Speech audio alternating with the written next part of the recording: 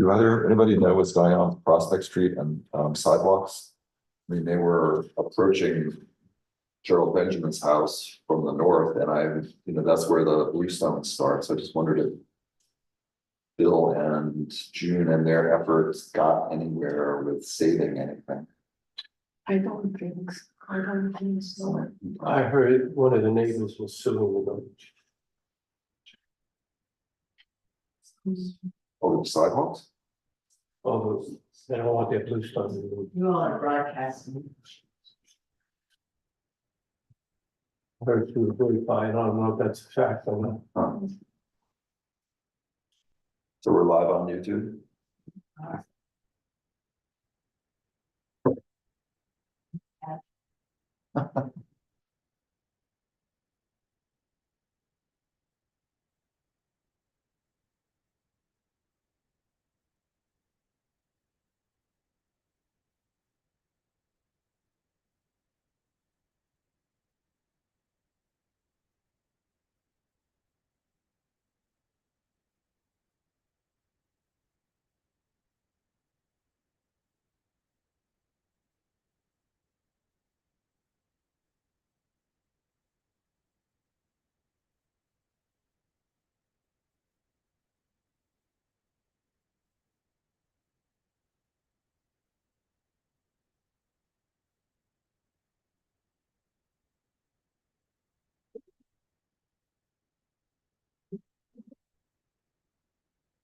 Hi, good evening.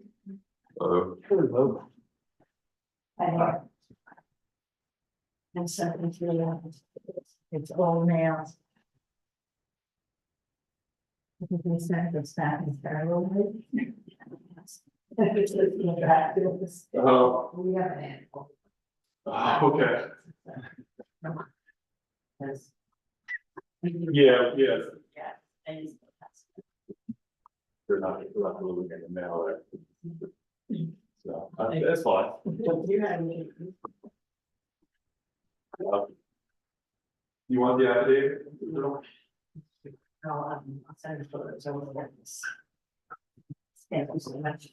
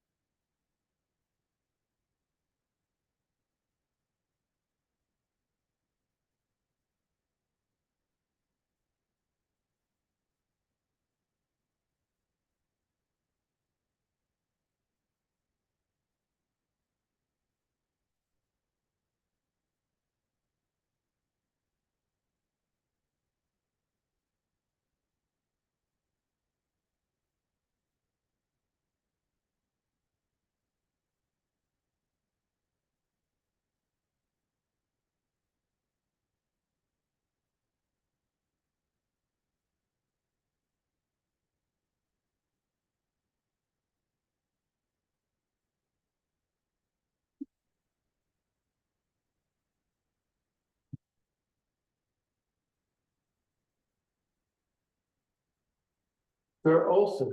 How are you doing, sir? Oh, hello. All my buddies.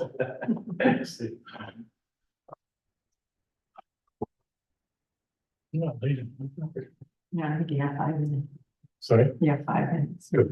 But we're also going to start at the beginning, so I can check everything while I'm alive. That's good. So, Budget numbers. yeah, so it's on the agenda. This is just notes from your email to Jeff, so. Okay. That's That's PBZBA stuff. And it's time sheets. fine. Did we, I didn't see a message from landscape. Oh, yeah. You did? Yeah. Yeah. What? It's just 1 minute. So, Anyway, so those are the ones which we are, and Michigan wants that there's 2 facilities now in the system. It's been one of the small gains. So as soon as we do a full change, then we can find it. but okay, I remember. I don't know, but maybe now I'm going to accept that I'm making it. Great.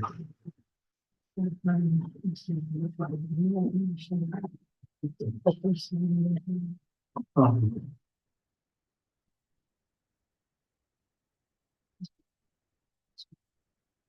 that would be. That application is the one that's submitted. This is that's the original, and I think that's also the one I printed, so it's the one I need. It's got a nice little order. Okay. Thank you.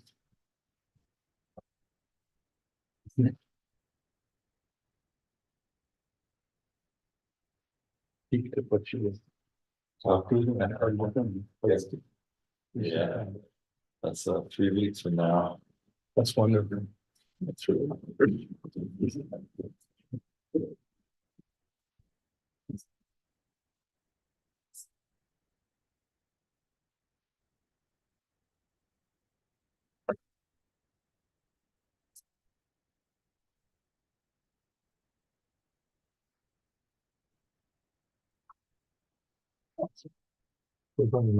I saw them.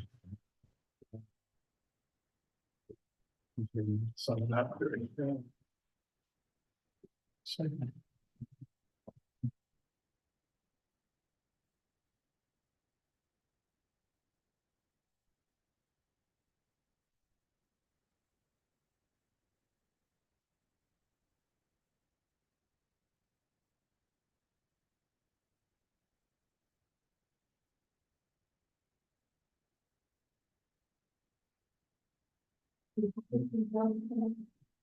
Didn't hear one way about, no. Given the time of year, maybe not, but. I'm good. 2 minutes. Yeah. It's okay. You see? Oh, soccer. Oh, they did well. It is.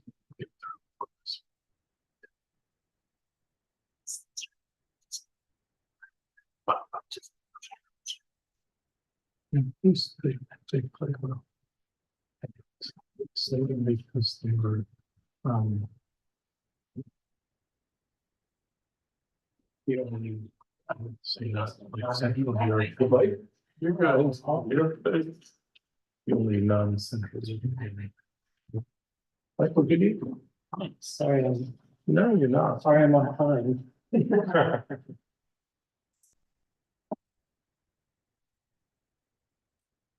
And all of them, they did well. Good for them. That's even better than this. Okay, I think we're at 7 o'clock. Or will be in a second.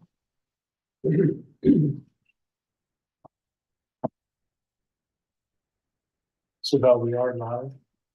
Okay. Everybody, very good evening. I'm going to welcome you all and declare open this meeting of the Historic Preservation Commission and Design Review Board for the Village of New Paltz regular meeting, July 8th, 2024. The meeting is opening at 7 o'clock sharp. Very first item is approval of minutes. Did anyone see anything that requires amendment? All good.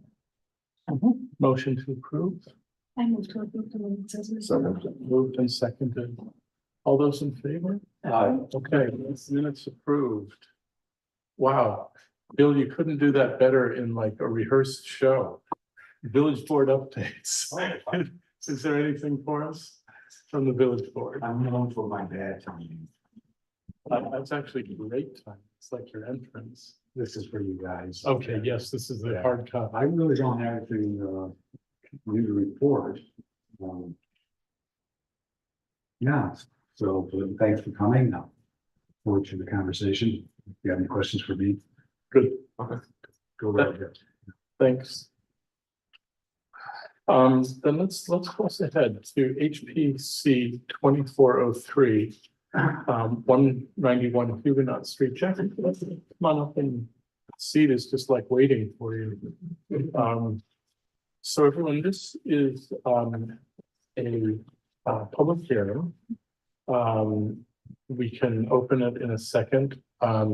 in fact, maybe it's better to open it because there are some minor revisions to the original plan, so maybe we should get those on the record. So is there a motion to open public hearing? I move we open HPC 2403 Okay, to public hearing. seconded, duo.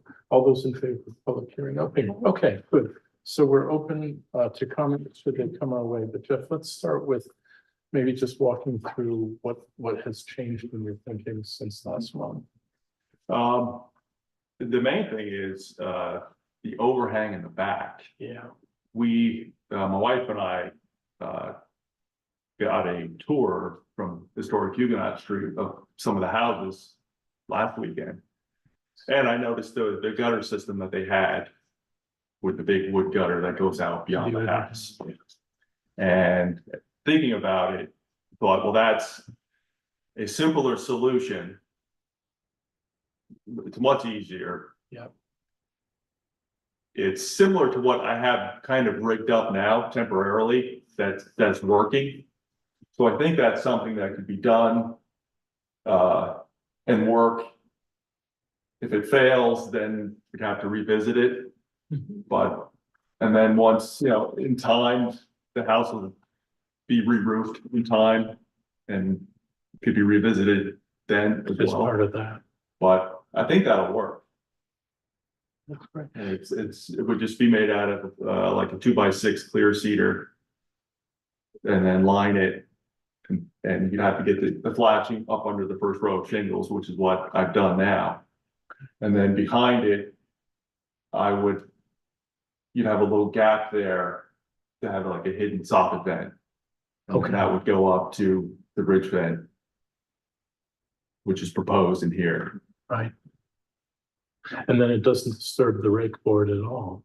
So does it now? Extending, It just In comes this image. beyond it, and yeah, I think one of the houses down there, they even have an aluminum gutter that looked like it was set up temporarily, that's set up like that goes beyond the house. could very well be right. I'm not sure I'm remembering that, but this system of gutter or something close to that is, what the aim is on here. Did you, when you were doing the tour, did you get any specific guidance on how they do the gutters? No, this was Eddie Moran. Okay.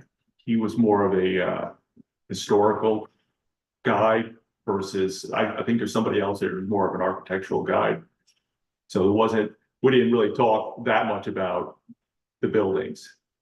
It was more about the history and what was going on, so. Not like the overhang, so.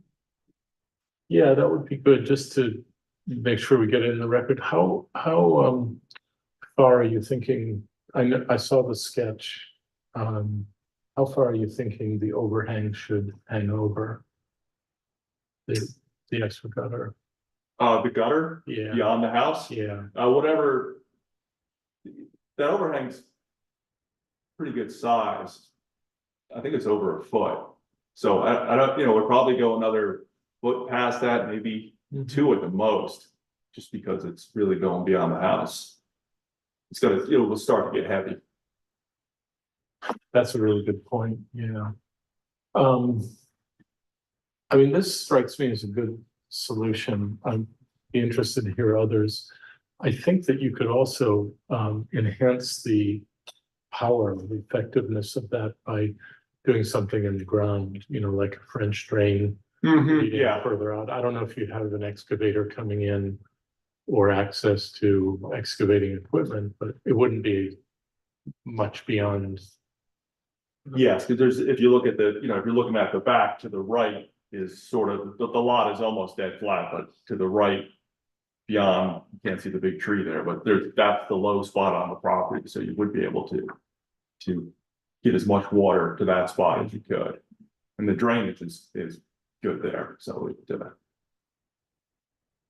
now when you come around to the garage side, there's, you have that intersection. Yeah, that's and that's that'll be a little tricky.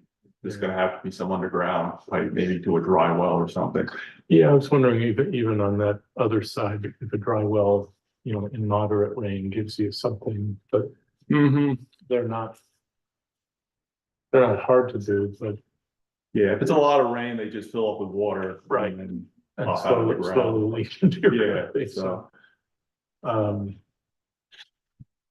colleagues, what are your thoughts on this gutter solution versus what we talked about last month? I think it's a whole lot more streamlined. I think so too. That's the view that's helpful. If you recall, last month, we were talking about building out an overhang, redoing a section of the roof. There was a question about what the roofing material would be, and this, if it works, avoids all of that. And even lends a kind of authenticity to that part of the house that you would see from Huguenots, barely, but you'd see a little bit. yeah, especially from the road, it would look normal, and you don't have that awkward corner that we were talking about with the overhang and the fascia and the soffit. Right, just eliminates that whole transition section that we were worried about.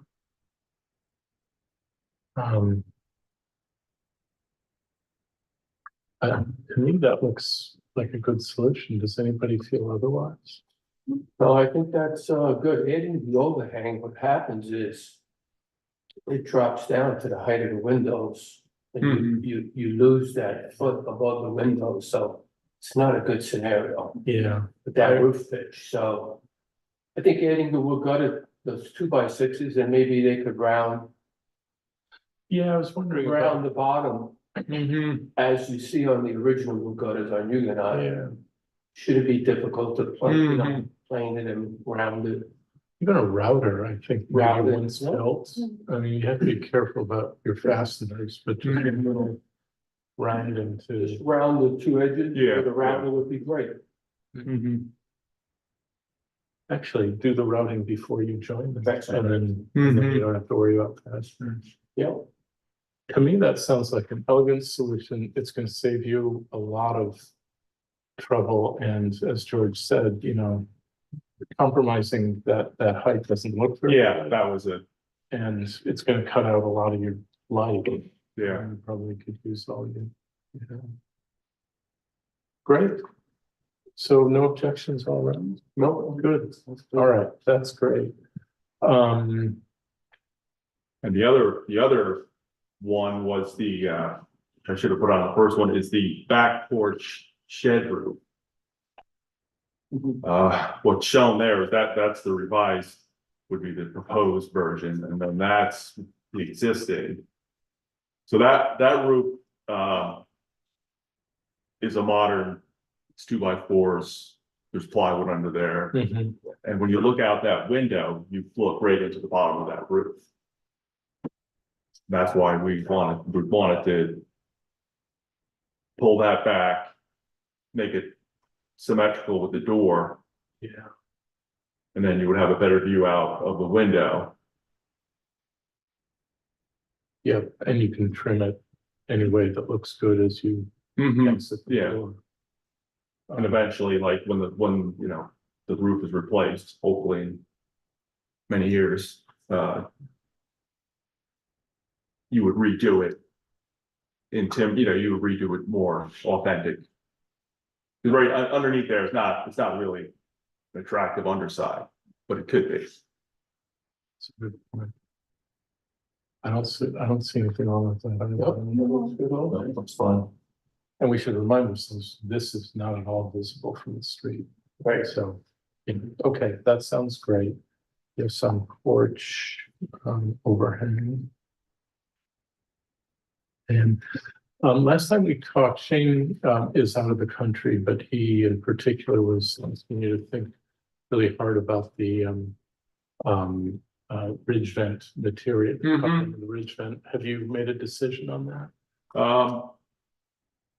I think I don't know if it's on this proposal, but it was on the plan. It's the copper portion of that is not really, in hindsight, really not that important to me. I put it up there as an option. Right, It's mainly getting the vent and the 1x6 cedar cap, which is what's there now.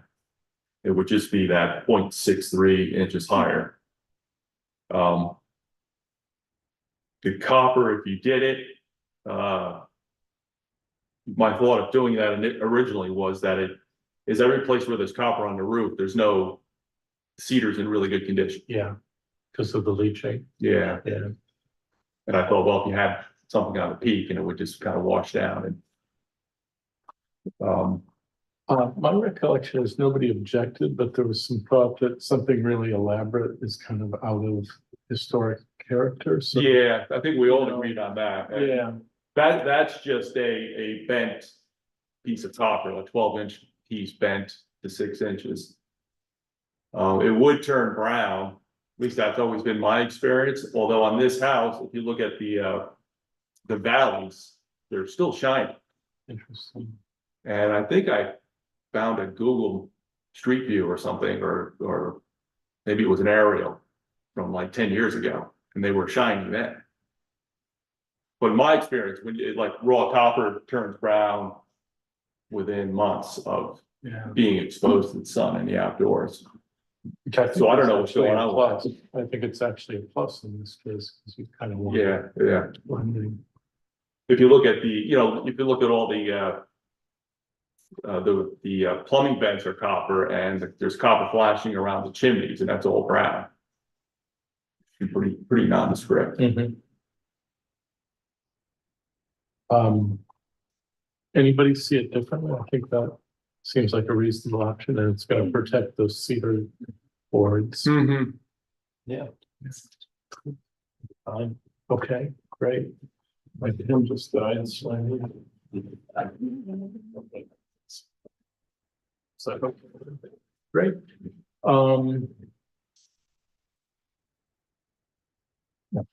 Let's see,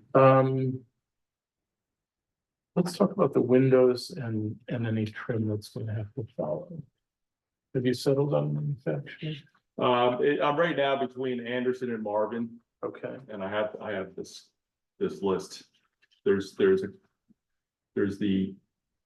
Woodwright, Anderson Woodwright double hung. Now they have an insert window, and they have a regular window. There was a couple of details which you really have to zoom in on those to see. Like with the it doesn't really show that well. This one's good. So this is the Marvin, it's a casement oh, that's. with a double hung sash. Then you would do it, just 2/2. But the way that intersection there with the way that I want to do the windows, it's very clean. With the insert windows, you can see so they would fit inside of the existing trim. And then there's a lot of, like this is, they fit in, so they're smaller, and then you have this trim piece that locks in there. Yeah. Which is it's a really good system. If you don't want to disturb anything, you're not disturbing anything in the house, well, we're disturbing everything in the house. Yeah. So I want the outside edge of the window to butt. Not the 1x4 trim, that's the 4-inch wide trim that's around the window, but the extension jamb itself coming in. Got it.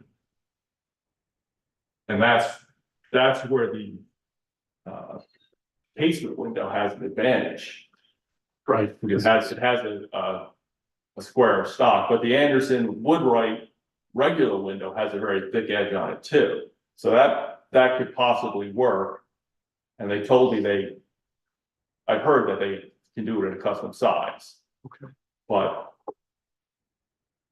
I would want to get a full quote and really make sure. I just talked to somebody in the store, and that's what they said, and they gave me a quote on one window, and it was fine, but the other thing with the end would be. When I was first looking at windows, both Anderson and Marvin, in the display places that I went to, they had these interior hidden screens. Which I thought was great. It is great. Are they roll-up style or? It's like, yes, it's like one of those roll-up shades, so Yeah. they disappear. But then I found out they both discontinued those for. So. The casement option, and Anderson and Marvin both do. Those casement options. With the double hung. Sash bar. Their screens are on the inside. And they're, wow, I'm impressed at how good those look. They look, yes, they do really look good. This is the,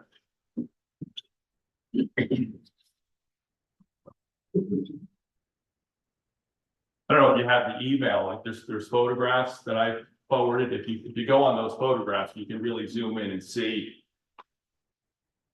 what I'm talking about.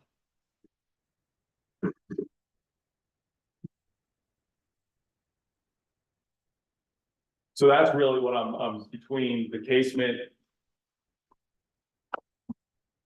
option, or if the Woodwright double hung works out. The way that on my initial meeting seems to have gone, they would work out as well. But there's still a lot of details to go over with. Yeah, With it's how I want to do it. And sort of my goal is like the glass of the new windows would be at the same location as the existing house. Right. Because those windows are, if you look at closely at it, they're back about 6 inches. You could order a window and just put it right in. Because of all the solid framing that's there, and then trim it can be done, but then you'd have a window that was flush with the plane. of the Yeah, house. I think we really ruled that, I mean, we Yeah. all agreed last Yeah. night, that's not. Yeah, So that's. So in terms of the glass. They both have a simulated divided light option that's almost identical. Right. And it looks good. I think Marvin has an actual divided light, but in that catalog. Yeah. but I think That's the the, Marvin catalog. Yes. that's Marvin, yeah. Yeah, they did all, But the mullions get big, it would look like in this picture. right, And this house, you would go with the thinnest ones to keep it consistent with what's there. Yeah. We're still looking at trying to keep the bottom windows and the 2 upper windows that have the round top. right. But, once you start working on that, you get a window or 2 that's can't be saved, then you have to move on. Yeah, understood.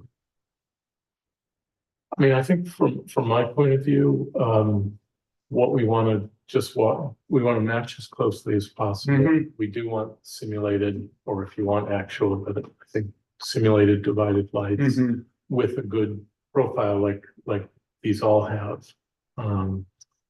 And then just, hue as closely as you can to what's there. Yeah. George, do you have any insights on this? Well, question? what's there, are double hung windows, not casements, Yeah, so. The case were made to look like a double hung, it's not a double hung. No, but he's up against the safety, the egress. on the second floor On the second gable, floor.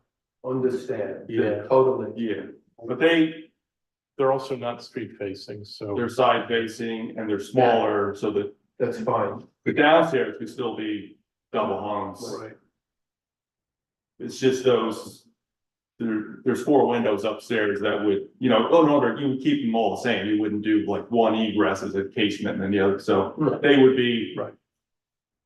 They would be casements, most likely a Marvin in-swing casement. And then, the other ones, you would do one of these other options for the rest of it. So, yeah, it's totally understandable and fine. You know, upstairs to do the casements with that has the look alike of a double hung. It's pretty And then authentic. all the other windows could be double hung. That's your thought, right? Just so we're clear. My first thought Windows is wherever to possible. keep as many as the existing windows that are there, because at first look, they look in pretty good shape. I took a couple of them out. Right. But once you start working on them, then, who knows? I mean, you may find that with the cost of good windows that, even getting a specialist, if it comes to Mhm. one or two that are degraded. Yeah. You probably are ahead. But like the glass, like when you look out from the house, it's just. It's just a really cool look. It's That's nice. kind of what Nice we would like to keep. Yeah. Preserve downstairs. So I think you already answered my other question about trimming. I mean, we're on the same page that you want to keep that depth. Keep it away from the the plane of the Yeah. front of the house. Did you pull up a picture of the house itself? Just like the front picture maybe?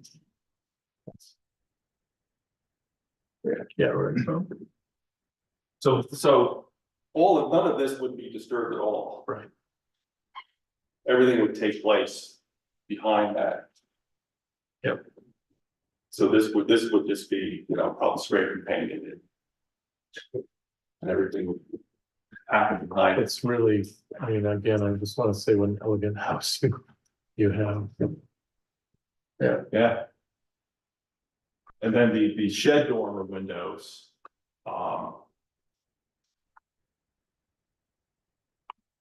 we'll just have to see what they can do with those, whether they would be like an awning window where they can make a small casement. Like they're just swinging. Those may have to even sort of remake them the way they are, just by a sash. And hinge it, and it would be a homemade window. Do you think that can give you the air tightness you? I think you could get it pretty tight. It's a small window. If you have the weather stripping and.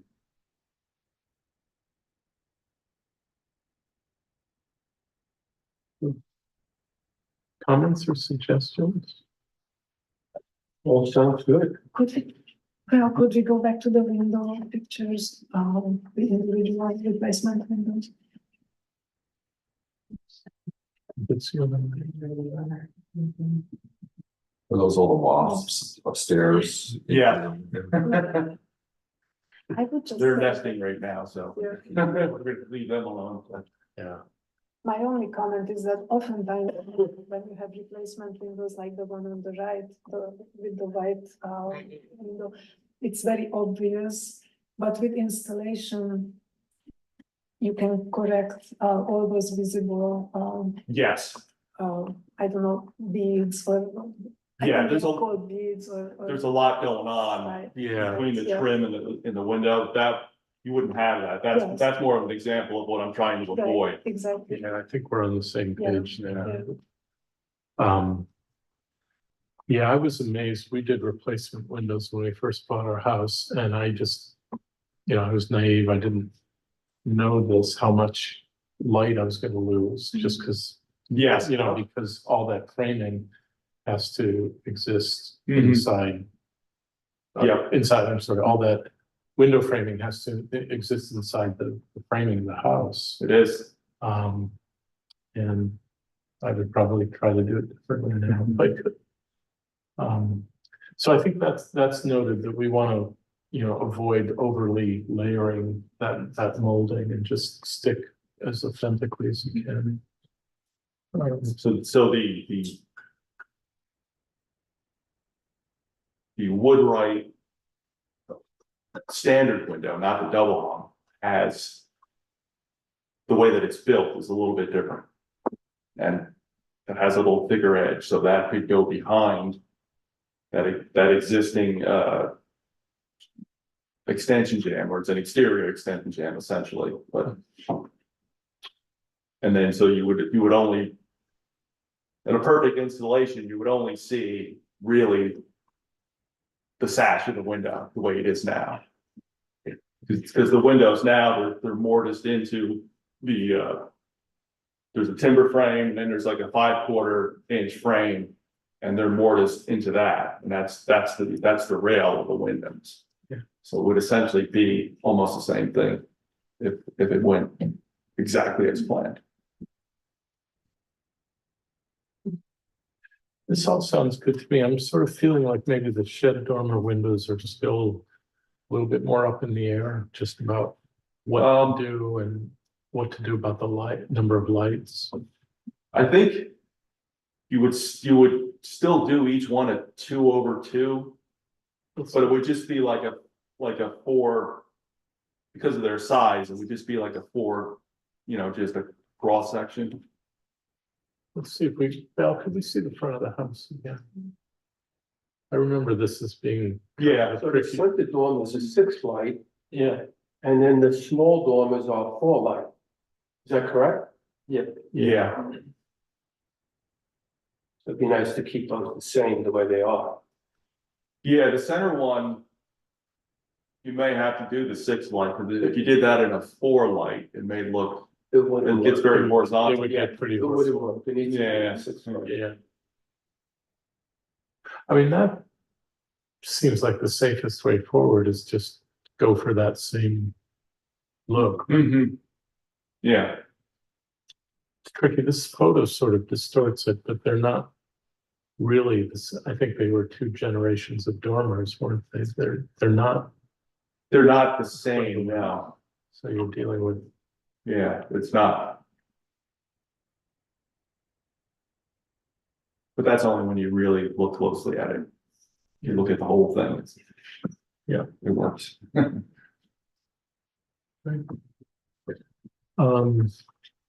just see what else. So we got the tree. Bridge fence settled. Can I confirm with everyone, last meeting, I think nobody objected to the demolition of that, chimney and the extension, say historical. Right, okay, so that we really are all settled. What about chimney caps? I haven't had time to really look at that. I wanna have I was thinking of doing one of those fireplace inserts, like a wood burning insert. That may govern what we need. Yeah, so that may dictate something up on the top. But. I don't think there's any examples on the historic street of. What would have been. The norm. We could have those chimney caps custom made, like the fireplace store, I think it's called Fireside Warmth in Hurley. So they do installations of fireplaces and wood stoves. And then they have a shop that makes custom chimney hoods. So you could probably, get something so you can match all the chimneys and have something made out of copper. Yeah, yeah. That I was thinking to see what. The insert company would need, and then kind of go from there. Maybe it wouldn't be an issue at all. But then my other house, I did have. A guy made them out of aluminum and he painted them black, but that was also just a.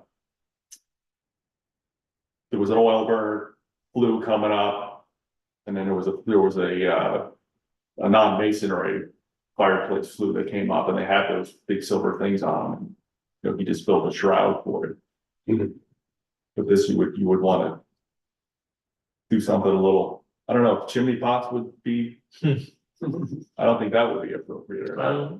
They're adorable, but I don't. Yeah. It's really ever been on here.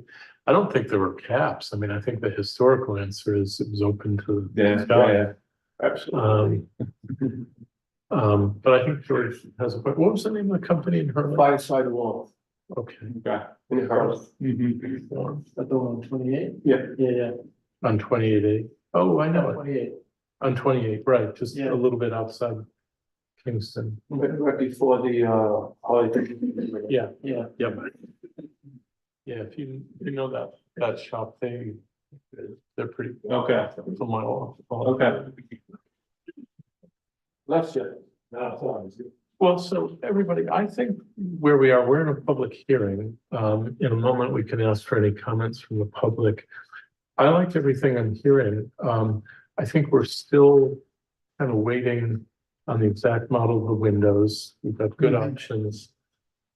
I think we're on the same page in terms of what needs to happen and what the limits and possibilities are. Would you be comfortable with an approval that was contingent on subsequent approval once you get to the point of deciding the windows? You know, in the normal course of things, we should really know that, but I think that I don't have any doubt that you're moving in the direction that we'd want. And I guess we could add the chimney caps to that too. When Yeah. the time comes. Just, Yeah. And that's. I mean, you know, my main thing is the chimney in the back that's coming down. Yeah. And then, That's the windows, you know, like knowing, like this is okay, this sort of system that I can move forward and get some hard quotes and more detail. Yeah. Cause they're a little short on information. They're still trying to get me an in-swing casement from Marvin to look at, but Mhm. there's not Probably one around. I was gonna say there's probably one in Kansas. But that's my thinking that, you know, in the scheme of things, this all looks really good. There are a couple of details to tie up, but until we know what those precise things are, probably we just bracket those. In terms of your immediate needs, so you want to take down the chimney quickly. So I think, you know, when the vote comes, that's gonna be approved. And I think everybody likes the sound of the gutter, so you can get going on that. I don't see a problem with the adjustments to the porch overhang. And I didn't hear any objections to the copper flashing. Bunch of things can happen. Yeah. Great. Public hearing is open. Are there any comments from the public? The vast public, it's just on the other side. Val, you seeing anything? Nobody's interested. We're on Zoom. Yeah. You've been on street class. Yeah. Val, nothing's coming in from Zoom. Okay, so colleagues, no comments from the public. We'll make a note of that. In the discussion, I think the plan would be immediate approval on wooden gutter, porch overhang changes, the copper flashing, and provisional on the windows pending model and make, and the chimney cap pending model and make or design. I don't think I've missed anything, have I? Oh, and demolition of the chimney would be approved immediately. Does that sound good? Motion to approve as just out. Within the public meeting, Yeah, oh, I'm sorry, we need to close public hearing. Excuse me. move we close public comment on HPC 2403. Yeah, thanks. I see. Seconded by Kimberly. All those in favor? Public hearing is closed. Thank you, Stevens. George, to the motion then, you're I'll make proposing, a motion on all the details that you just mentioned. okay? Is there a second on that? Second. Stevens seconds. Last chance for discussion? All those in favor? So it's unanimous. Fantastic. Thank you for a really Thank you. thoughtful package. In terms of practical matters, we'll just kind of wait to hear as you get closer to the windows that you want, and what you want to do with the cap. Let us know approximately by deadline. I mean, we're well along in the discussion, so it doesn't have to be absolutely. We're not going to meet in August. So September, October, you know, whenever you're. Yeah, that's fine with me, cause we're trying to get ready to get mechanicals going, so. The chimney was the main one, because that's in the way, and then the other stuff Let it is go. probably gonna be next spring anyway or something. Okay, lots of time then. Yeah, Yeah. so. Great. Thank you so much. Thank you. Good luck with the project. Thank you.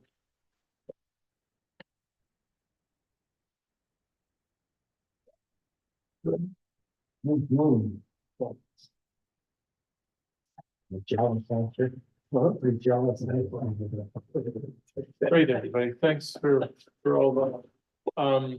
Let's go to HPC 2404. Zachary Leeds and Molly Brooks at 102 Huguenot Street are looking to enclose their screen porch at the rear of the property. I think that Mr. Leeds is joining us by Zoom. That's the plan, but I don't see. Okay, are we ahead of schedule? We can, Well, I said 7:30, 7:45. It's not 7:36. okay, so let's wait just so that he's hearing everything that we say. Let's jump ahead to some of our updates and discussions. Camilla, closing report on the art show? I think overall we had a very successful event and the public and the artists comments were absolutely positive. And the library has committed to another 2 months show for next year. Nice. And most people I've talked to or approached me were very excited about that already, and they are thinking about new pieces as we speak. I think we had one of the best shows in the history of. I think so. I mean, I think the numbers bear that out. Yeah. And, And the Just- number of visitors as well. yeah, does the library have any way of tracking visitors or just I don't think anecdotal? so. The door counter doesn't work. Okay. No. Sadly, And it wouldn't necessarily even, it was at the front door, not in the Steinberg room, also during the day, you can cut through. and people go for other purposes. Yeah, so it wouldn't really tell us anything. Camilla, I just again want to congratulate you on, what's now a decade-long initiative that I had an occasion to talk with Mike Baden, who's the new I forgot his job title, but Director, planning, code enforcement. Director of Planning, Zoning and Code Enforcement. It's wonderful. I wanted to say more about that in this meeting, and I talked about the art show, and he's just so happy to hear that it's happening, and really endorsed it in every way. So That's good. well to hear. done. It's really, really great. It's great to hear that we've got a commit for next year. Stephen and Michael, anything to report from Huguenot Street? 123 Huguenot Street has sold, Oh, it did sell. formerly known as the Perlman House. Oh, okay. To the best of my knowledge, Shane mentioned this at the last meeting, but his parents bought it. Oh, wonderful. Ah. It was a possibility then, I Yeah. think. So I think as I was working, I think I saw him in the backyard the other day. But they were, they get together. So it's nice to have activity in life there again. Wonderful. That's great news. They'll be wonderful neighbors. Nice. Good. Otherwise, Huguenot Street is pretty quiet. How about on your end? Michael, anything? No, that was the only one I was thinking about. I didn't know it had sold, so that's good news. I had one thing I wanted to add, which is, we are going to have an application from the Noels just across. Oh, yeah, that came up Last, months ago. last meeting, he asked specifically though, he wanted some direction before he gets deeper into discussion with his architect, whether a swing seam metal roof is something we would smile on. And I said, I want to talk to my colleagues, but for me, something actually nice about marking off the addition with the different but quality roofing materials. So I wanted to report back if what people's thoughts were on that, just as a matter of guidance, not a commitment. So it's an addition on a house? It is, It's on the back. but- it's on the side. It's sort of on the Henry Court side. Yeah, you wouldn't see it from directly in front of their house, right? You'd see it if you were to the. Am I wrong? I understood that it was going to That's go directly south off the house. Oh, it is. Oh, okay. Off of Yeah, what's there. because he- Living room. It'll be off the living room. Oh, okay. So you would see the roof pretty prominent. Oh, yeah, you would. Okay, yeah, no, I guess I don't know the details. But that's an interesting. Involve a fair bit of grading. Perhaps, Part of the yard that actually. The one bit this has all been by long distance emailed, but the one bit I know is, he's already checked to see if the footprint that they have in mind is permitted by offsets or setbacks and. And it is. Yeah, So is this a two-story house? Does it have a one-story addition? I believe so, yeah. I haven't really. Yeah, seen it. it's a full 2-story house. My initial thoughts on that is that it should be the same material as the house. Okay, And if it was a porch, a front porch, a rear porch, that's 1 story off that, I could see doing standing seam copper or something like on that. And on the principle that the roof should, the main roof of the house and the addition on the house should complement each other. okay. Yeah, I think I would like to see a sketch first Yeah. before, are we talking about a peaked roof or a shed roof? Or- Yeah, I think, I'm not sure, I'm not sure I've seen Yeah. a sketch, I think I've I seen. can't imagine a shed roof on that side of it. Okay. That would be curious. Okay. Yeah, before we comment, that would be great, Mike. We should see what it looks Yeah, I like. think it would be helpful. Okay. I mean, there's precedent for a standing. Yeah, I've seen metal roof right across the 2 doors down from them to the south. Mhm. What was an old carriage house is now been a residence for decades, and they, some about, well, within a year or so after we moved here, so almost 30 years ago, they redid the roof with a really nicely done standing seam on it. Okay. So it wouldn't be the first one on the street, but yeah, I take George's point. I'll ask him to do that. Yeah, I think we give us a might see sketch. something in September, so it'll probably Yeah. be pretty preliminary. And I'll ask him to just. I don't think I've ever seen a sketch. I think I saw a footprint drawing in one of the emails, but it's mostly just. Yeah, no, I mean, if he's talking about the roof, right, it'd be good to have like Yeah, it's almost like, to have an elevation. again, this is my house and the lower porch roof I had. Yeah. Standing seam metal, Right. but the main house and the gables, everything should be the same. Yeah, It's cedar shake or shingles. Right, yeah, no, that makes sense, because it was the purpose of it. Yeah, and these lower roofs are standing seam. Yeah, right, which house is this? The Noels, you don't know, Michael, what their house number would be? no, I have no idea. No, 140, 160.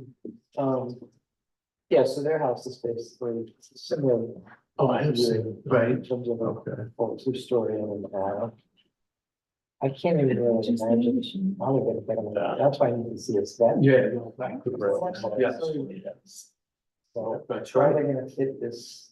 I mean, if they're gonna peek it in there, form in between the windows, which is totally doable, but. There's, It depends because you also want to match the roof pitch of the main house. Exactly, yeah, yeah, So, right. or just, it looks like, it's not gonna be a That. full second story. There- So I did in fact get a, Birthday before us, but. That was it. oh, so they're hipping the roof. yeah, Yeah. That's different. Okay, that is different. I Yeah. see. Okay. All right, so I see, so they're basically taking their living room and then what's their front porch and pulling this thing, building this thing. To bring that out, create that Yeah. much larger space. Okay, yep.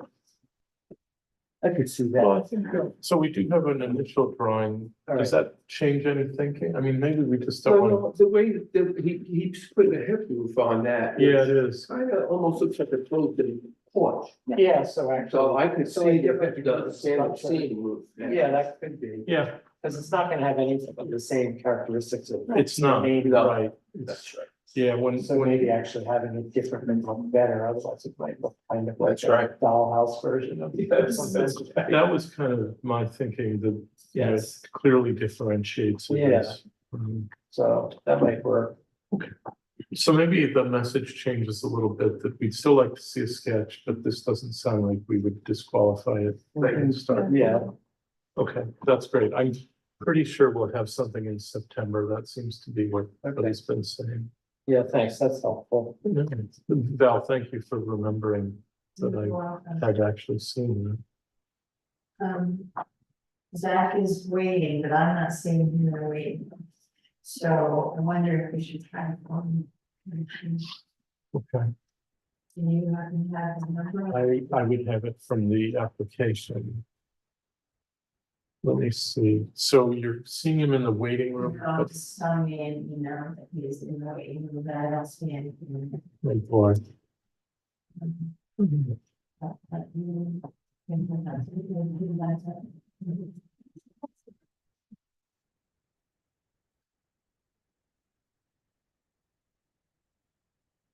Um. If there isn't.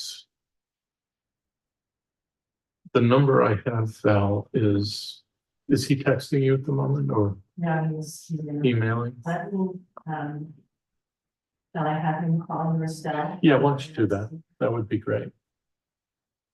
That way, there's no guesswork about which is his number.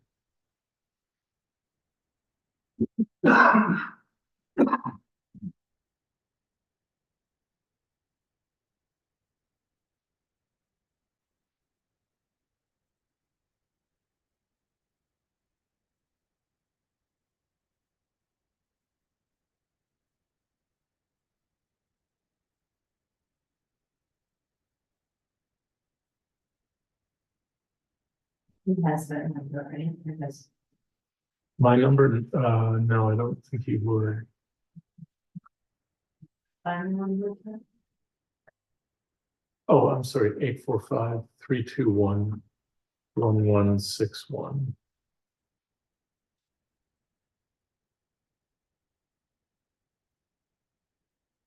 It's great. While that's happening, everybody, we can probably knock off a few small things. And when he rings, we'll just answer it then.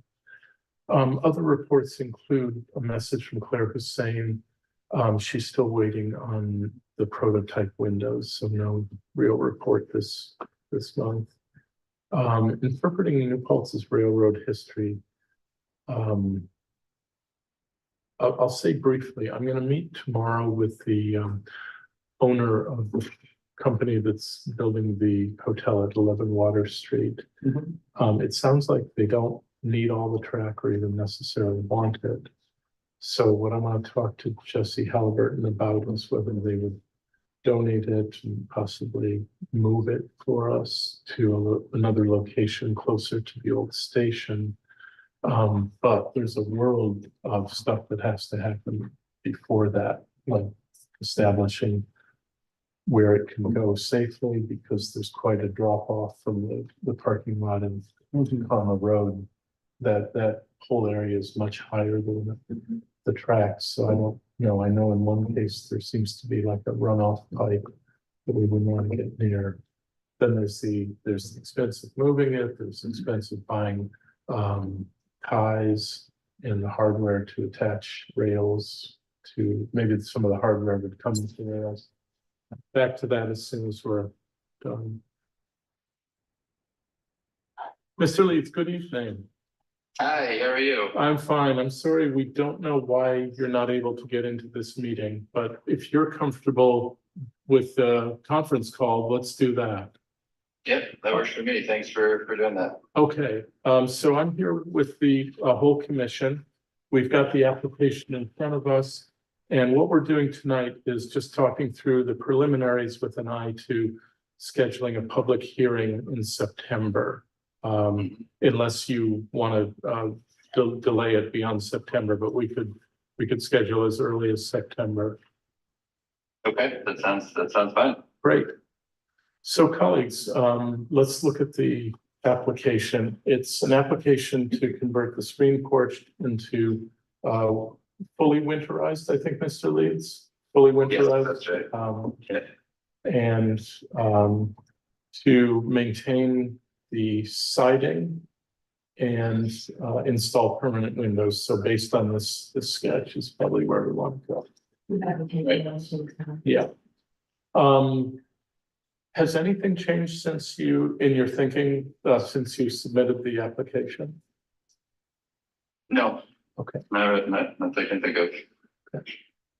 Great. Camilla, you had some questions about the windows? Yes, there are, different types of, or different styles of windows on the house as it is right now.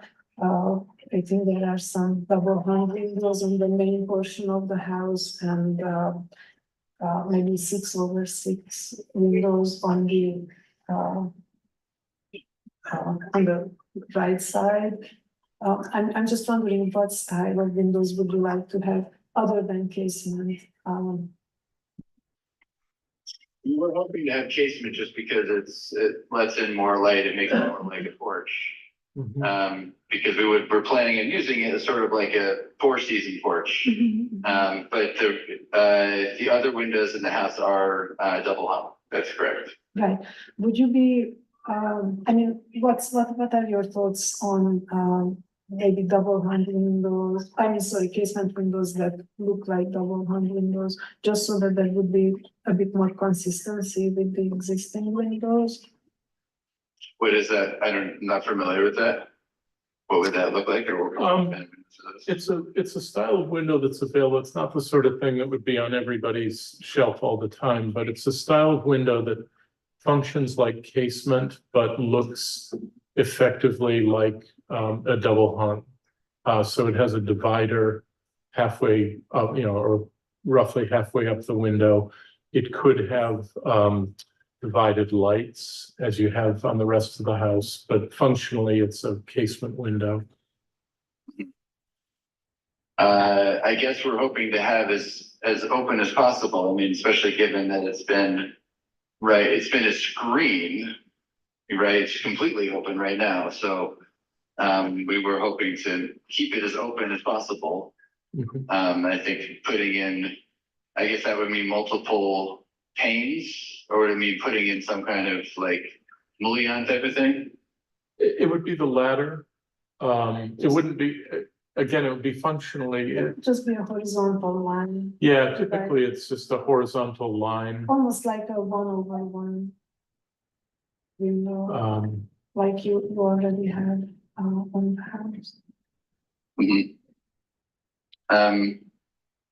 I It's mean, just a thought, my reasonings or my initial thought was just to not have so many different types of windows on one house.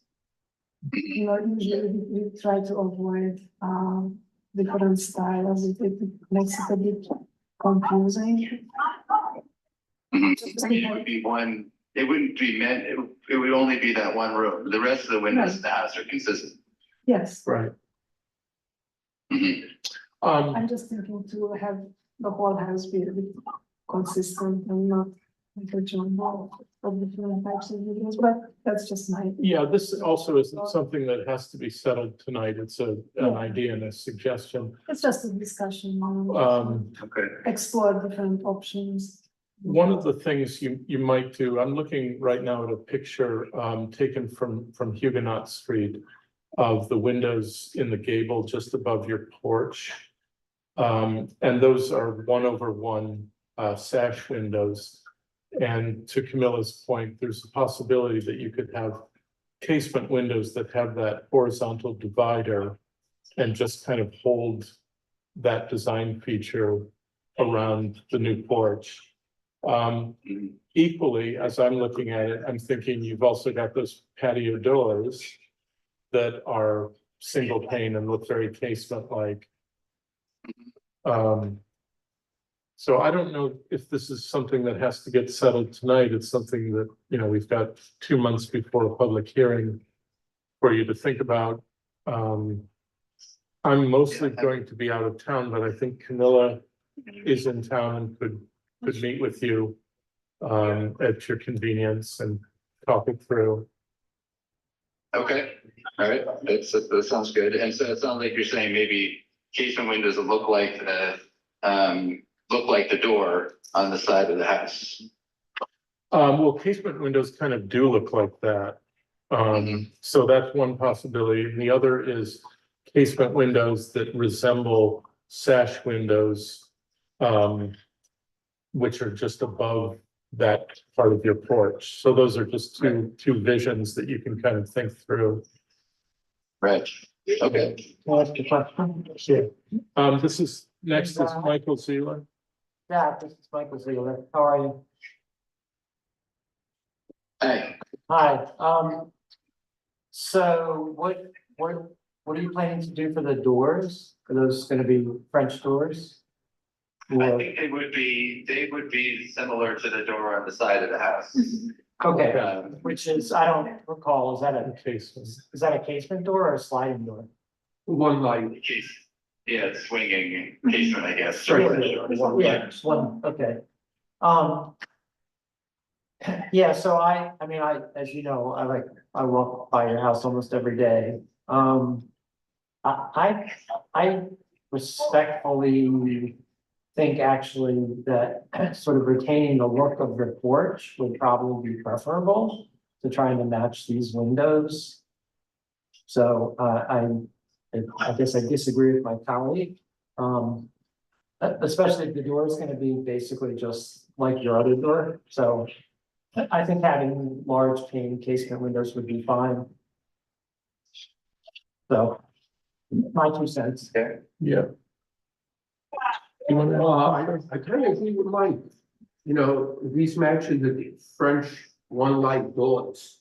I think it would be a little odd to have that vertical house out that comes out the bar on the windows, especially if it's almost like a screened porch that was just filled in with glass. Yeah. So I think it's better one light. I didn't have that information when I said. Yeah. The door behind it, so, yes.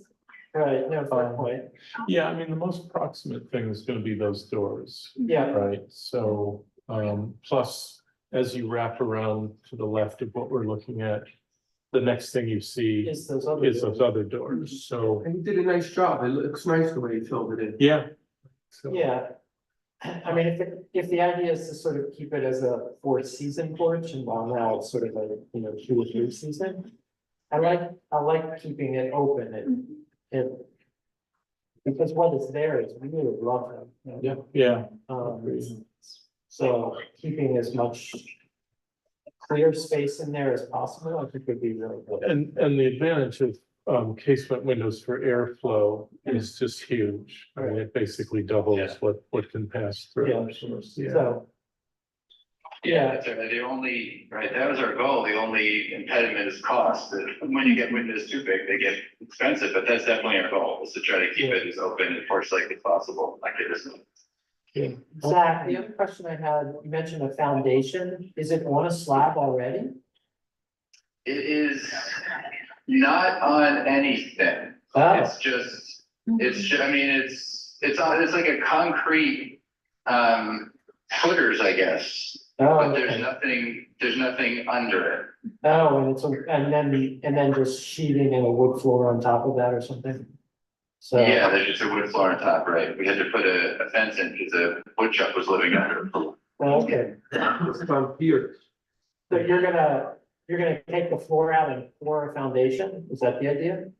Yes. Okay, yeah, I was just concerned that, I didn't think you were gonna remove the whole structure and then rebuild it, but that's what I was wondering. Okay, got it. All right, It's to keep just support the roof while we put in the walls and then put it back down on top. right, got it. Fair. All right, thanks. Appreciate that. Yeah, Is the space gonna be heated? yes. Okay. Have you checked with, George, you may know this, but I know over in Poughkeepsie, somebody I know got into a terrible tangle over technicality that a winterized porch could not have central heat or couldn't be connected to central heat because it didn't have a foundation. wasn't a Well, full. he's. Is it gonna be a footed foundation I or a slab? think a footer, I think. Okay, then that probably doesn't Yeah. apply. I was really just thinking, the sooner you talk to the building department, if you haven't, just to clear that up.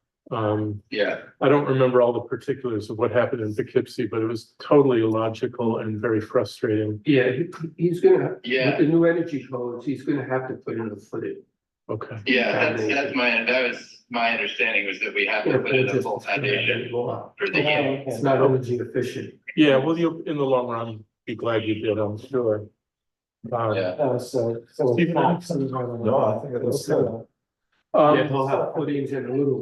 So Mr. Leeds, I think it sounds like we are, in favor of, the casement windows that you proposed.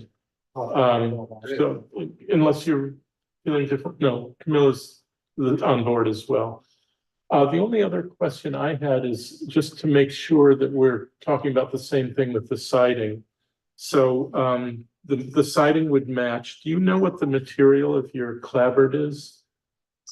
I believe it's cedar, Okay, but that's what we would plan to get, whatever, I mean, we just do our absolute best to match it exactly.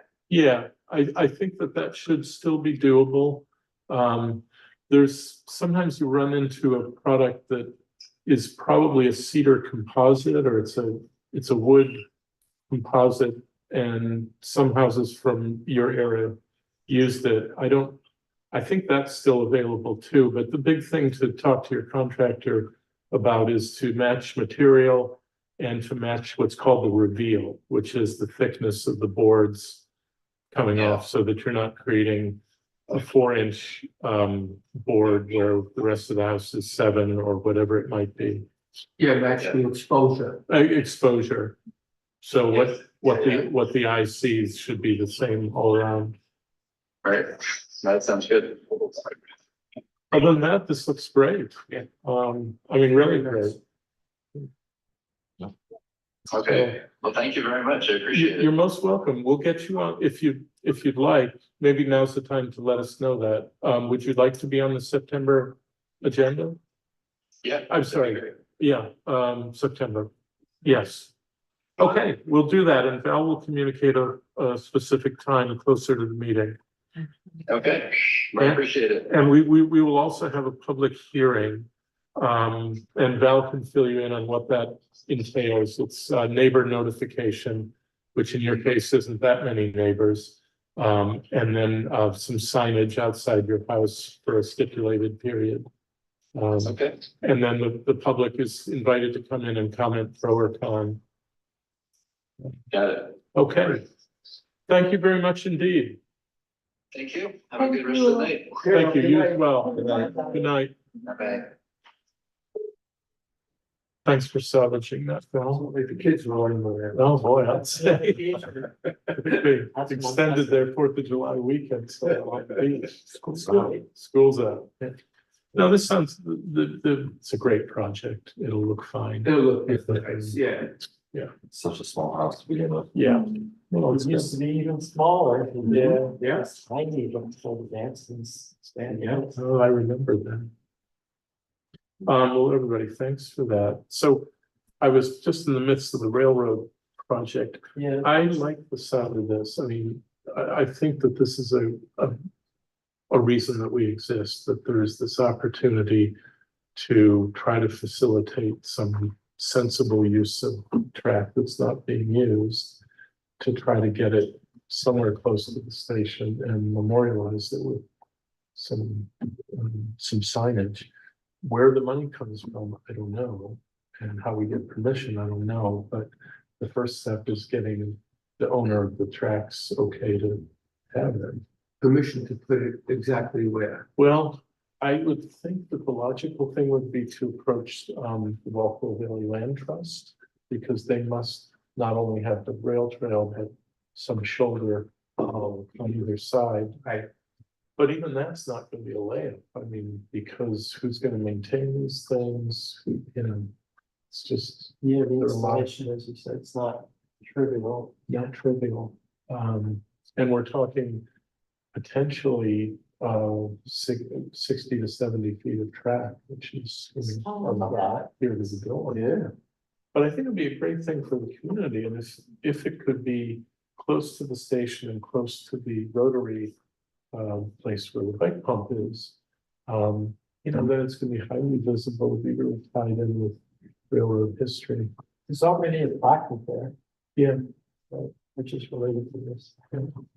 The ties that are currently there are not I reusable. don't know, I'll find out tomorrow, it's pretty overgrown, so. Yeah.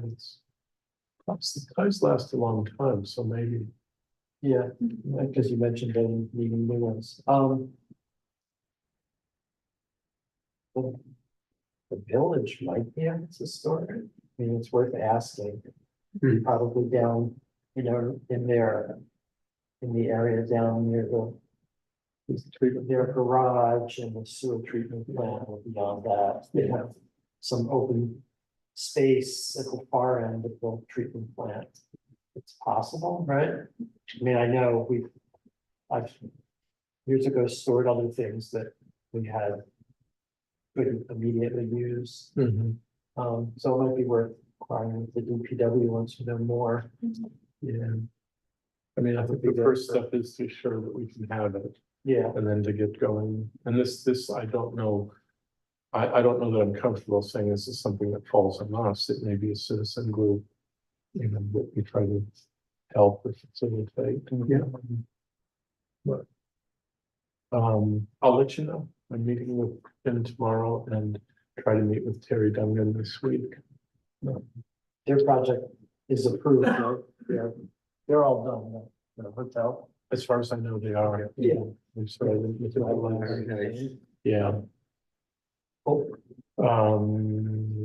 Yeah, because I'm not tenants are moving in. Yeah, I guess they did need a variance. Which we will see in the next set of minutes. Yeah, it's taking up to be a nice project. From the town planning board, did everybody see the Taco Bell project? Looks like it's coming into town, or Taco Bell's coming into town. The town planning board and especially town HPC seem to be very aware that we want a design that works well in the community. So it's not really our purview, but just the kind of parallel effort. So I think watch the newspapers on that one. Let's circle back to Bluestone inventory a little bit, because some of these are much quicker.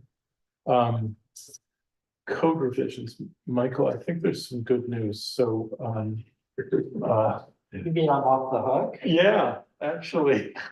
Okay. I talked to Mike Baden was willing to Oh, he's sort of good. take whatever you Yeah. got, and he As a apparently, supervisor, he'll know. yeah, he feels, and he likes code, so Sure. should we do that? Working for me, you can cross my name off that.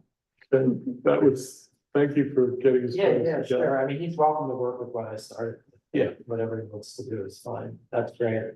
Good. Yeah. Thanks. No, that is I'll good. go news. introduce myself to him. Heard about him. We are okay for budget. There was this mystery about the last budget that somehow is mashing up the expenses of 2 fiscal years on one report. Valerie can't remember ever seeing it that way. I can't remember. So we're in this panic because we had like, I don't know, 6% of our contractual budget left. In the first month of the year, but it was an accounting thing. So we're fine budget wise. Number 7, just a reminder that on 16th of July, there's some opportunities to do some training. And on July 22nd, another one. I know I can't do the first one, I might be able to do the second.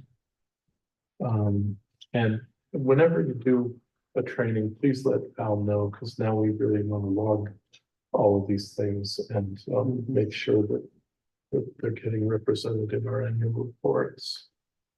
I'm sorry to say I haven't gotten to the pilot episode of the oral history recordings. George, this is mostly confessing to you. I thought it would have happened last week and the week got away from me. Looks like this week may be tough too, but I'd really like to start doing those. And I thought of starting with Ed Burke and talk about 60, 68 and 70 Main, because it's still a pretty fresh project. So Yeah. we'll get to that. Yeah. 8B is what we just talked about at 160 Huguenot Street, so that I have an answer for. Doesn't look like we have any need for an August meeting, so let's call that the month that we're gonna have to meet. Anything that we should talk about before we go to the Bluestone survey? Any new business? Okay, God, I'm loving the speed of this meeting. Okay, so on to the Bluestone survey. I think the first thing is to ask if anybody had any revisions to what you originally submitted on corrections or additions. I have some corrections. Okay, let's hear them. Give me 1 second just to pull up. So Val, I'm gonna, as Camilla speaks, I'm going to make the corrections in another copy, and this will become the new version. So give me just 1 second, Camilla, to give it the new names so that I want the data to be right. And I actually found myself having to correct myself in 2 places. So okay. Please go ahead, Camilla. Which street? It's planted here. Okay. Okay, which Shall one? we start with, which one do you have first on the document? Is it 12. Okay. Yeah. So, in your report, it said that 6 are missing. It's not exactly the case because in my report, I think I said that 6 are partially missing. Oh, okay. And there was one that was almost completely missing. Okay, should I correct that Yes, to please, missing because is it's 1? It's not really Okay, factual yeah. like that. It would read that 6 slabs are completely missing, which is not the case. no, okay. There is one slab that's almost, let's say, 8/10 of it is missing. Okay, And there is a little piece left, and then 6 are partially missing. It looks like the edges are eroded somehow. okay. Why don't I do this? I'll say eroded 5 and missing 1. Is that accurate? Yes. Okay, And then 14, 18 Platical, that's how it appears in real estate listings. oh, okay. It's not a. So it should be, It should be. okay. 14 and 18. That I remember querying myself. And I would just add that there are 2 fire hydrants Okay. in front of that house, and the second hydrant that's between 14, 18 and 12. That's where there is a missing slab. It's either missing or they put asphalt on top of it. I'm not sure. Okay, It's just an asphalt piece there. And although there is no curb to speak of, there is a grassy, almost like a shoulder, okay, grassy shoulder. And that's the case at 20 Platical as well. There is a fairly wide grassy okay. ground next to the No side. curb, but grassy, Yes. okay. Thanks, Thank you. that's everything, Yes. okay. Stephen, any corrections? I think it was okay. Okay, good. And Michael, you didn't have any? No. You lucked out with your district, I had no idea. I was thinking of putting one in just something. Well, I had a small correction from the one you saw on my street, Grove. Turns out that there are 2 remnants, like 1 square foot remnants, 2 1 square foot remnants right at the corner, which I hadn't seen because they're mostly overgrown, but that's corrected. So on the topic, so at the end of the version that I gave you was a possible addendum. And what was going on there was just noting places with significant private bluestone. And I sort of put that out as a question, do we want that? I'm feeling like we don't. I think the project is to inventory what is public. In several reports, we also noted that there was a sidewalk to it, or there was a walkway to a private home, that's fine. But I don't think we should get into private stuff. I agree, I don't think it's worth it, and I mean, I didn't actually look. Yeah, and too much I don't into know those that I looked photographs. consistently either. I'm not sure homeowners would like it to be advertised if they have. Fine, yeah. Any objections to that? Nope. Just keep the focus. No, I mean, I guess my question would be, I generally agree, no, we shouldn't, but sort of better understanding what the purpose of the report is would help me Yeah, see well, whether or not that's information that's useful. So, yeah. Well, I think that sort of gets to the point you raised by email, which I actually have come around to agree with you on. Definitely agree that we should talk about, and maybe agree that we should also talk about some recommendations broadly. One of the things that sort of coalesced in my mind is that maybe if we decide to do that, that's the place to mention in general terms that there are quite a few private walkways made of bluestone. We could potentially even call out an example or two. The one that's really coming to mind is quite new. It's at the corner of Grove and Main. It's an absolutely beautiful stoop and walkway made out of modern bluestone. It's an architect's office. It would be easy enough for me to get in touch with him and see if he would mind being singled out. Because I think it is part of the texture of what we might want to recommend if we decide to recommend. And it's not only the public spaces, but some private spaces have pretty impressive bluestone.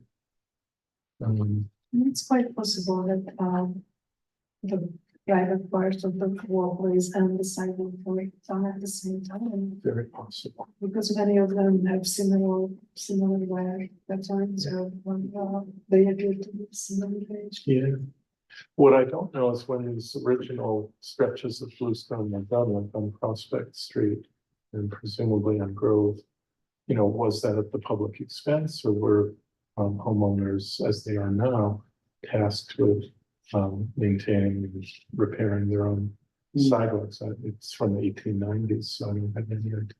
I can offer some insight on that. In the library selection document, June Real My Life found quite a bit of references to bluestone. And in the case of Prospect Street, the developer, if you will, of Hashwoods, they own the property and they put the bluestone down themselves. So it was quite nearby locally. It's laid out down Prospect Street as an amenity to the selling of the lots. And that was some 125 years ago. And it's believed there's reference in this archival material that quite a bit of bluestone was laid by homeowners, and that those stones which aided belong to the property. They're on the right away, the village would have, but it's the property. Typically, property. Okay. Very, very interesting. It's in the photographs and there. It's pretty well documented. Did you find out anything about Works Avenue? That's the other really. This is a little later, but I don't think there's references to works in the material. We can go and look at that. Circling back a little bit to private conversation, private ownership and bluestone. Probably pretty much what it is, but well, it's record to the village has shown that they purchased the bluestone to the sidewalks. That would probably be part of it. They got this one. Uh, But there's some, the Hasbrook's when they laid with the bluestone down Prospect Street. I forget which pad it was, he built the Jerry Benjamin home. And he saved a large piece of bluestone that he could find at the time, and laid it as sort of a step up to his porch, so you can see that large piece. In front of the Benjamin's steps. There's quite a bit of people scattered about. So you're saying the developer who laid out those lots, put the sidewalk in as an amenity to help sell the lots. Sell. Yeah, Okay, absolutely. so I guess the question would be what, when they did that, did they then dedicate the street? I mean, I don't know what the arrangement was, what the village laws were and so forth, if they dedicated the street and sidewalks at that time to the village, or I've asked for tax records from there and I've got yeah, that's a good one. There's a clue, apparently in this article, there was a sort of tax credit, if you will. For those who are putting into stuff in various parts of Oh, okay. food prospects here. But it's, that street is, it's quite old. Yeah.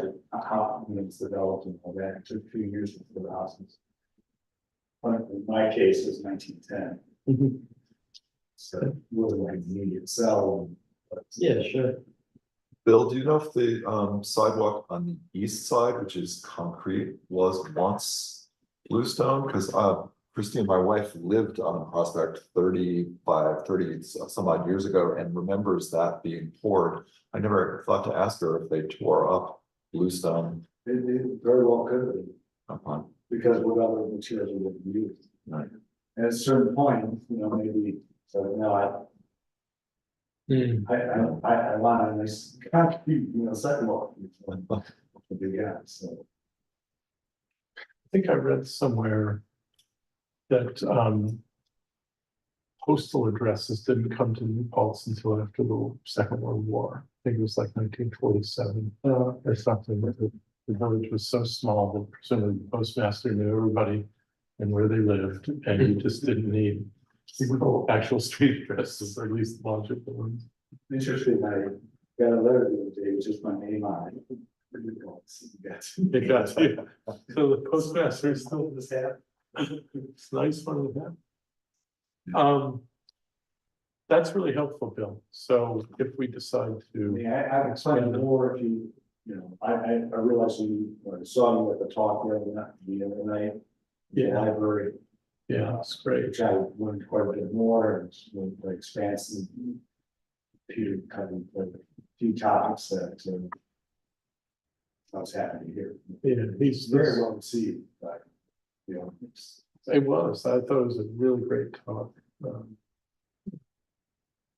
So, does anybody wish to suggest changes to how the, if we focus on the section that's before the actual inventory, this is my best effort to kind of summarize and give an overview. But I don't want to present anything that anyone objects to or thinks could be better expressed. Is there anything? And then Michael will get to the. Yeah, Michael was, well, so I have two thoughts. One is I was wondering if we could have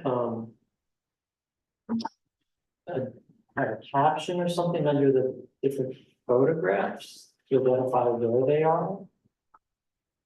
If Potential. that's the purpose. Yeah. I mean, I know it doesn't, I don't think these are photographs of all of the bluestone. They're representative examples. Yeah, that was my thinking. Yeah, so maybe it's not necessary in that case. Well, I'll tell you what would be easier would be just to caption them for what they are illustrating. Sure. it would be a little more work, I mean, it's not an impossible task, but. Little more work to go back and identify the street address for. Yeah, no, that's okay. Yeah, I think that's, so just to follow, so. The first one on page 2 would be an example of, mixing. Asphalt to fill in the degraded flagstone. Yeah, I'm not so sure. I mean, that stuff's pretty self-evident, maybe. It's not that complicated. I'm not sure that we need that. The second one is illustrating left. Yeah, Like the first picture is at the 1799 house It's on Huguenot. quite possible. Yes, it is, actually. yeah, I guess it's not, I guess wouldn't really need to put any text under the captions, under the figures then. Would it help on page 4? What I was trying to do with that very last sentence on page 4. Would it help to say the following photos? Shows the range of photos. Sure. I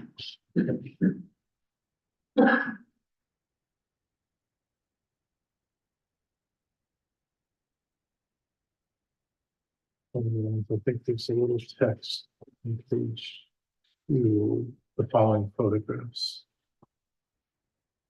Yeah, that just brings it a little more consistency, makes it more consistent.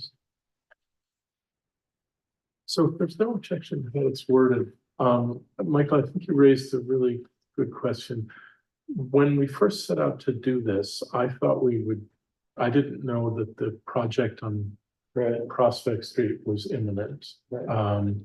And as a result, I wanted to just give the village board that I thought would still be considering the issue, an inventory. And that's why I sort of tended toward the objective inventory, no recommendations. That's obviously, that project's moving forward. And I think I heard, Bill, that there's a way out for you and anybody else on the street who wants to. Yeah, I've read a comment on that right now, but yes. Okay. So I think that, given that the initial purpose, which was just factual, kind of is behind us, I now favor your idea, Michael, of making, or, freeing ourselves if we want to make recommendations. And on that point, I have a couple of ideas. One is that this problem, the problem related to the state of our bluestone sidewalks is a really old one. It's, I think something that's fair to say is this goes over many administrations and is a serious problem of deferred maintenance that, reaches back decades. The second thing on my mind is I think it'd be really good for the community to have a task force with a limited brief, maybe to kind of carry this data to the next level. And I'm thinking that, such a committee, which I wouldn't at all think of as a standing committee, but like maybe a member from our committee, the bike ped committee to the best of my knowledge, had no voice in any of this, but we have a bike ped committee. Peds walk on sidewalks, cyclists shouldn't. Maybe a member from there. Peter Roberts is a real expert, so maybe like an interested citizen, a 3 to 5 person commission or committee just to kind of look into it, make recommendations. I think another thing on my mind is that we basically have 2 concentrations of bluestone, the one on Huguenot Street probably representing the best chance at real preservation. And maybe we or a subsequent committee could focus on that and just see what can be done there. And then the other thing that's in the report that I think deserves maybe the status of a recommendation is where you don't have a curb, you're going to lose your bluestone. And one of the photos was designed, it's on page 6. It doesn't show up particularly well in black and white, but you can see it happening. The asphalt is pulling away from under it, and you can see, it cracking away. It's just like happening before our eyes. So anyway, Michael, that's a long way to say that, you know, in the last 3 weeks, I've thought hard about what you said, and I actually think it's a really good suggestion. So Thanks. what were you thinking? I've already, Well, I'm listening to what you're saying, and so for the last few years, I've worked on reports for the National Academy of Sciences, and the only reason I bring that up is that they're structured in a certain way, which is that they provide a body of evidence and they provide a list of conclusions based on the evidence, and then they provide recommendations with actors and actions that are specific based on the evidence and the conclusions. And I feel like maybe we did that in a sense. You're making some suggestions for specific recommendations, but I also feel like perhaps we should draw conclusions from this so that it's not just a body of evidence, but, you know, given our position as a historic preservation commission, give some context about the value of bluestone in the community, whatever we decide that is, structurally, historically, aesthetically, and so forth. And then sort of combine that information with the evidence and draw some conclusions, which some are already here, such as the deteriorating sidewalks and lack of curb and the impact of that. And then from that, come up with, you know, 2 or 3 or 4 conclusions, one of which could be two or 3 or 4 recommendations. You know, one which could be the task force you're talking about, one could be establishing a budget line in there, or, you know, a third one could be seeking state or DOT or grant funding in some way. I mean, the DPW gets, I don't know how we currently budget any longer. I don't know what the details are for how we budget for sidewalk repair. If we have fund for that, or if we do that on sort of a catch as catch can basis. But the DPW might be able to give us some information about that. So that would be sort of my approach to it. And that way we could have a more substantial report that reflects our values and also provides some specific goals that the village could consider, right? And then decide if they want to act on them. it's always considered like the Yeah, advisory. yeah. I'm afraid if we give them, even in the absence of the issues that are going on Prospect, if we just hand them this report, it's just gonna go on the shelf. Yeah, is my experience. It's just gonna, you know, but if we have specific things that we're asking them to do, then at least I would hope that village trustees would deliberate on this. You know, and that way we can always circle back to them if 6 months go by and nothing happens, we could say, maybe consider these recommendations. I think that's strong. And the other thing is, if we don't point out the value of bluestone to the community and as a historic resource and visually and historically pleasing addition to the village, then who else is going to do it other than homeowners were Right. in that situation that Yeah. we have on Prospects. No, I feel I feel a little bit like the railroad thing, you know, if an opportunity comes, and it has in both these cases, we're the body to move those initiatives forward. Bill, do you know if there is a budget line for sidewalk maintenance? Or, Probably out of more June meetings. I don't know.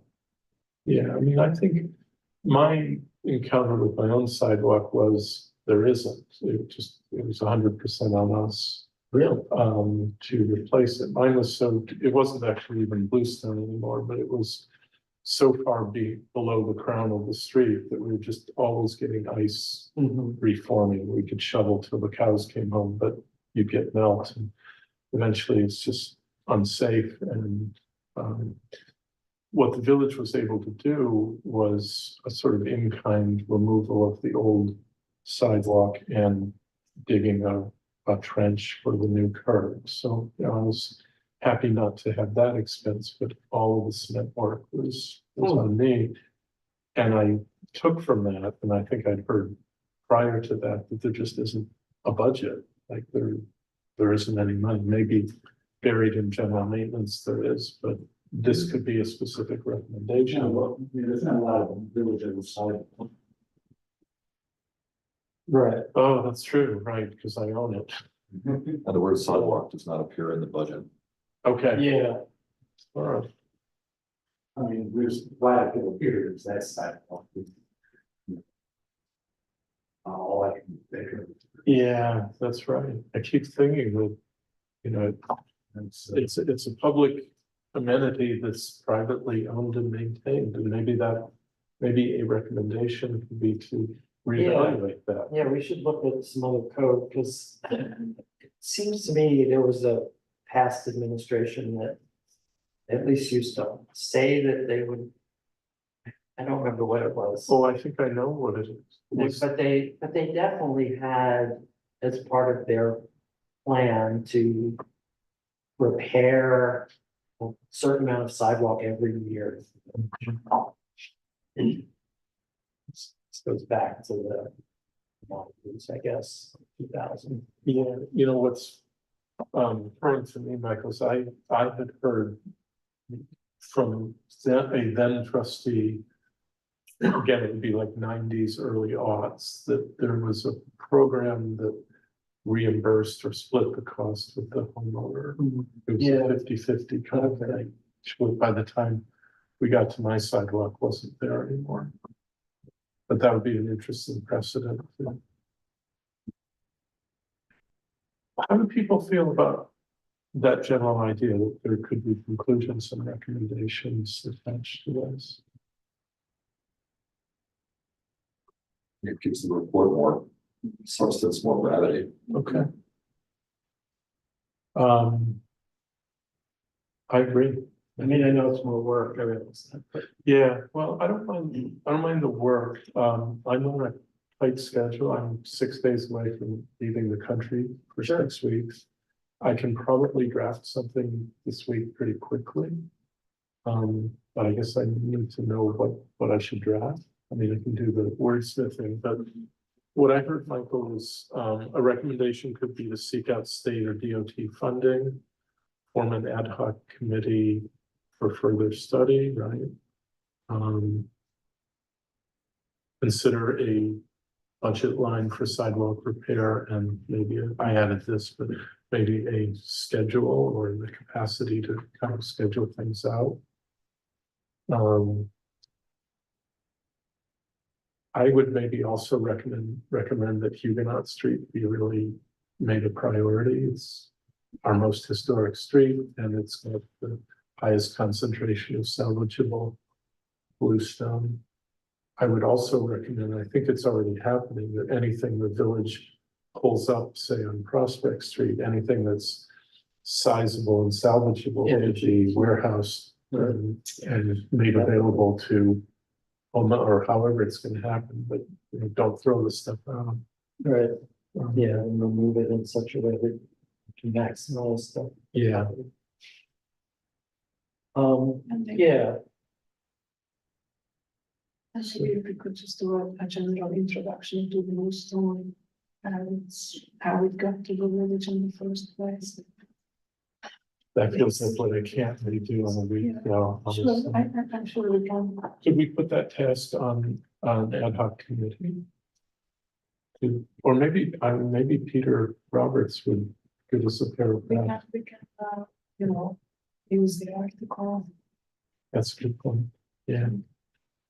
It's, Susan Stetson, the town historian, expressed interest in any kind of effort to preserve Bluestone. She might be submitted as well to ad hoc. well, that's a good idea. Very good ideas.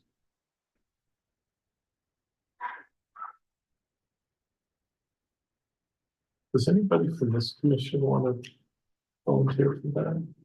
Steven? Sure. Who lives on the historic street? Would you? Sure. I think you'd be great at it. Sorry, that was not so. Okay, and I think somebody from the bike ped, I mean, it just seems so logical. Yeah, that's a good idea.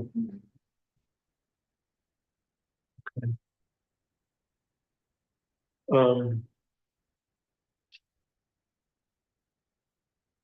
What about conclusions? I mean, I think one of them, it has to be curbing.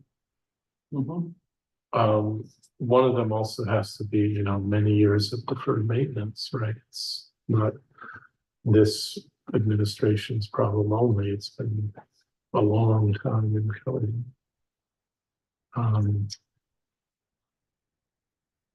One of the things that occurred to me is, I don't think mixing material like that, picture that's, you know, like filling it with asphalt is a really bad practice. Yeah, I think that's a fair conclusion. I think also some of the conclusions should be on the positive side, so. You know, again, without any specifics off the top of my head, but the kinds of things that Camilla was talking about, you know, concluding the value. You know, I mean, the longevity of bluestone, especially if it is taken care of, as a sidewalk and curb materials, sort of astounding. Yeah, So on a dollar for dollar basis, it's actually remarkably worthwhile to spend the money, even if it's twice the cost now. You may end up keeping it for 10 times its the life of a concrete sidewalk. Or something. yeah.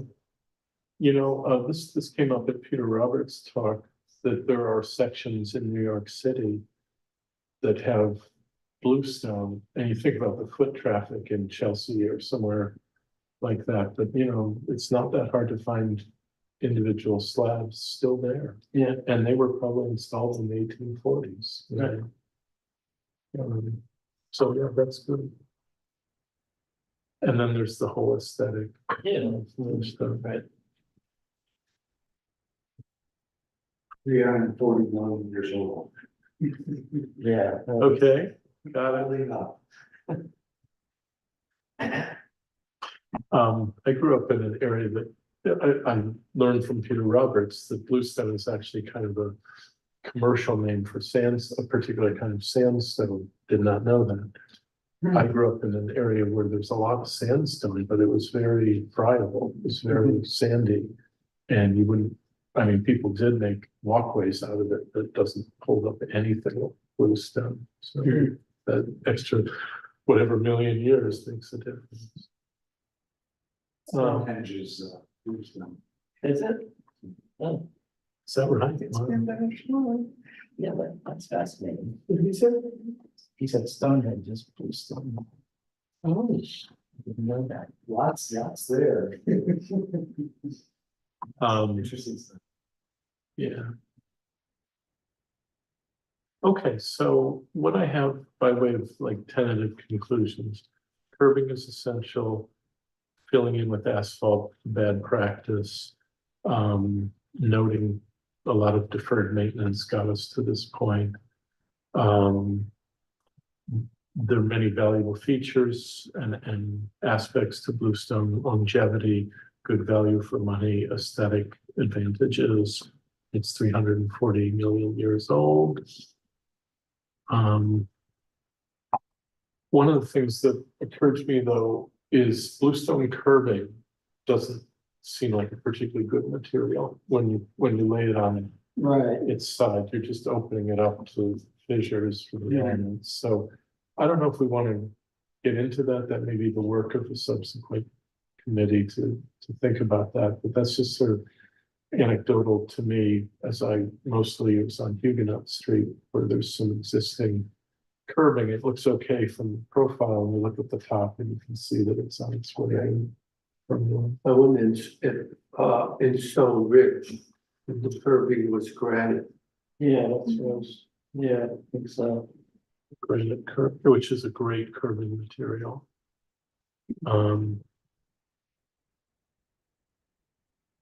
Do we want to mention that as a recommendation about curbing?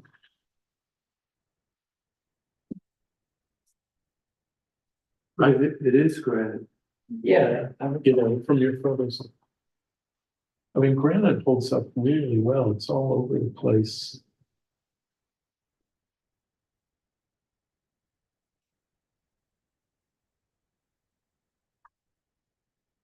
Um.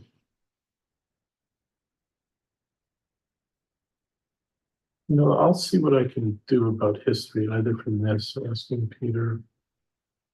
So try to write something. Okay, we good. can work together. Yeah, it would have to be kind of fast. I think I can't really carry this to. Yeah. Is everybody comfortable with that, approach? I think it does give a little more substance to the report. Thank you all for doing it. It was good to compile the data. We have lots more photos that haven't been included, but I think they're enough that kind of get the point. Can anybody think of anything else you'd want to change before I wrap up?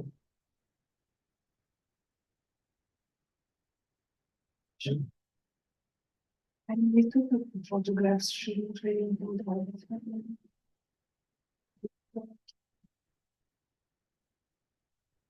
How do we do that without? is this gonna be a digital, electronic? I assume so, yeah. So it would be easy enough just to create a supplementary file with the photographs in it. Okay. I probably would not disturb the ones that are in the report just because they're there to illustrate. Yeah, but you can just, you could include them all if you wanted, and just a supplementary file. Somebody has a little savvy, they could create a database and link the streets with the photos, but I think I can just caption mine. That's as good as I'm gonna get. Yeah. that's fine. I don't actually even know how to capture, oh, just.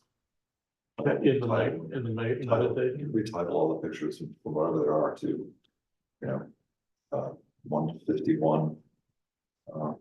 Church Street. Okay, I mean, that can be done separately. yeah, Yeah. just, I'm thinking about timing. Yeah. This More of an feels, inventory of everything, and that doesn't have to be part of the report. It just Yeah, is part of our historic preservation. okay, yeah, exactly. Stephen, if you're willing to serve on this, maybe ad hoc committee, could you be the, gatherer? I'm just trying to think, like, practically, how do we move these photos around? Yes, Okay, and I am willing to, sure. I also, I have a bad habit of like taking two pictures of the same thing, so I will boil it down to. Remove duplicates. Oh, okay. Yeah. Everybody, this is great. I will get this thing this week, next couple of days by way of draft. Time's kind of tight, so we can turn it around. That would very good. And let's plan to release it like Friday. This Friday? Yeah, Okay, because I'm leaving Saturday. okay. Yeah, I can look at it. Okay, that sounds great. Motion to adjourn? I so move. Moved. Second, George seconds, all in favor? Thank you. Under 2 hours. So yes. Not bad. It is pretty good. But it's not,